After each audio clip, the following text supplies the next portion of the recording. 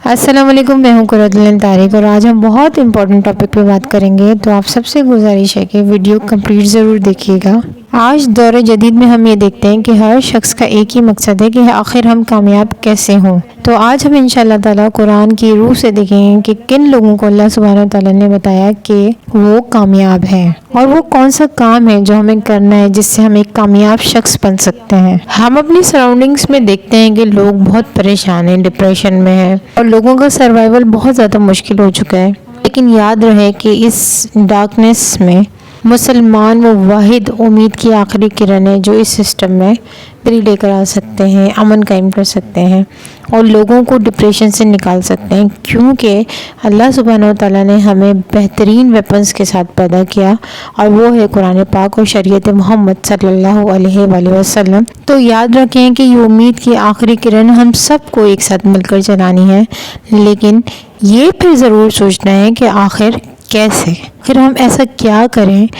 کہ جس سے ہمارا کیریکٹر اچھا بن جائے اور ہم ایک بہترین شہری اور ایک بہترین مسلمان بن جائیں۔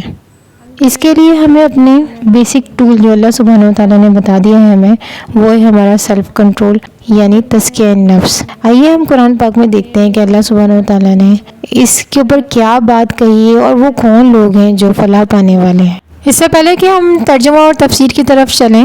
ہم اپنا چھوٹا سا ٹیسٹ کر لیتے ہیں، کیا ہم اپنی ڈیزائرز کو کنٹرول کرنے میں کامیاب ہیں یا نہیں۔ فار ایگزامپل، ہمارے سامنے ہمارا فیوریٹ فوڈ رکھا ہو، تو کیا ہم حضرت محمد صلی اللہ علیہ وآلہ وسلم کی سنت پر عمل کرتے ہیں کہ ہمارے اسٹامک کا ایک حصہ خالی رہے، ایک میں ہوا ہو اور ایک حصہ جتنا ہمیں بس کھانا ہوتا ہے۔ آج ہم یہ دیکھتے ہیں کہ بچے 10 گھنٹے گیمز کھیلتے ہیں اور ایسا لگتا ہے کہ وہ جو گیم ہے وہ ان کے اوپر رول کر رہا ہے اور وہ ان کنٹرول ہے۔ ہم اپنے آپ کو دیکھتے ہیں تو انٹرنیٹ ہم پر حاوی ہو چکا ہے اور ہم اس کے بغیر بالکل بھی ٹائم نہیں گزار سکتے اپنا۔ تو یاد رکھیں کہ اللہ سبحانہ وتعالیٰ نے کہا کہ کامیاب ہی وہ شخص جس نے اپنا تزکیہ کیا،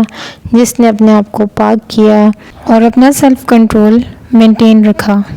آئیے ہم سورہ شمس کی ترجمہ اور تلاوت کی طرف چلتے ہیں، جس سے ہمیں یہ پتہ لگے گا کہ اللہ سبحانہ وتعالیٰ نے تزکیہ نفس کو کتنی زیادہ ویلیو دی ہے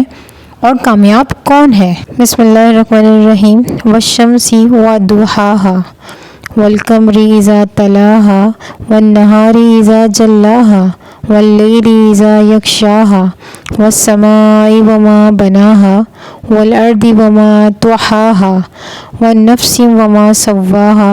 فألہمها فجورها وتقواها قد افلح من زکاها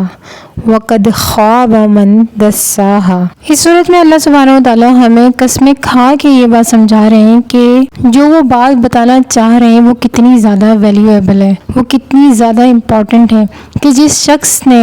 یہ کیا وہ کامیاب ہوا۔ سب سے پہلی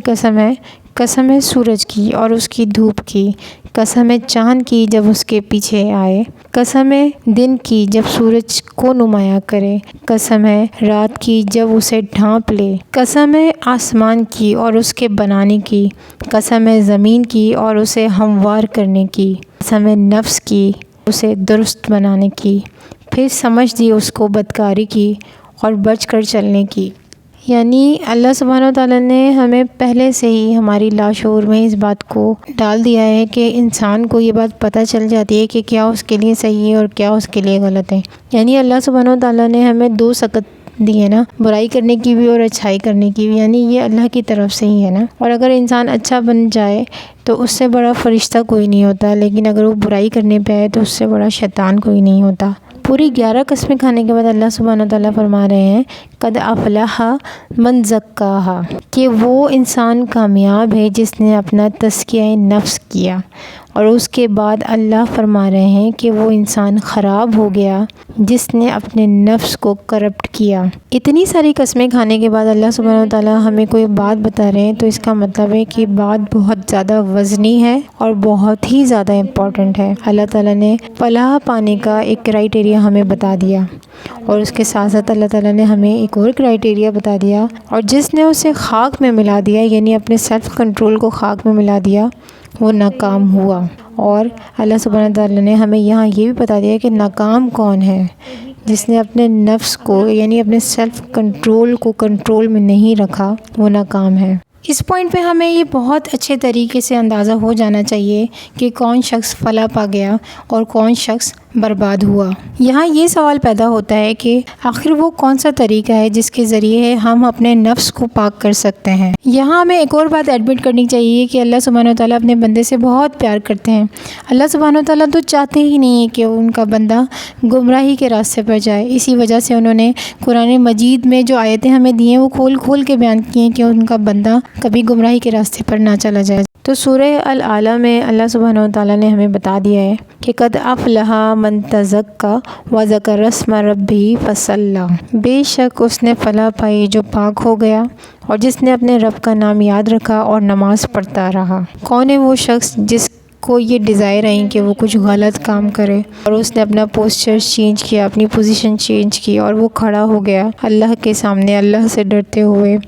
اور اس نے اللہ کا نام لینا شروع ہو گیا اور وہ اس بات کی فکر کی اس نے کہ اللہ مجھ سے ناراض نہ ہو جائے۔ پہلے اس نے اپنے تھاٹس کو پاک کیا اعوذ باللہ من الشیطان الرجیم پڑھ کر، پھر اس نے اپنے آپ کو پاک کیا وضو کر کر، اور اس کے بعد وہ کھڑا ہوا اور اس نے اللہ کی پاکی بیان کی اور اپنے گناہوں کی معافی مانگی۔ اس کے لیے آپ کو بہت زیادہ ہمت چاہیے ہوتی ہے کہ آپ کھڑے ہو جائیں، اپنے سیلف کنٹرول پر کنٹرول کر لیں اور اللہ کو یاد کریں۔ بلیو می، جب ہم ایسا کریں گے تو ہم بھی ان لوگوں میں شامل ہو جائیں گے جو فلاح پانے والے لوگ ہیں، جو اللہ کو پسند ہے، اور ہم اس معاشرے میں ایک پازیٹیو کردار ادا کر سکیں گے انشاءاللہ تعالی العزیز۔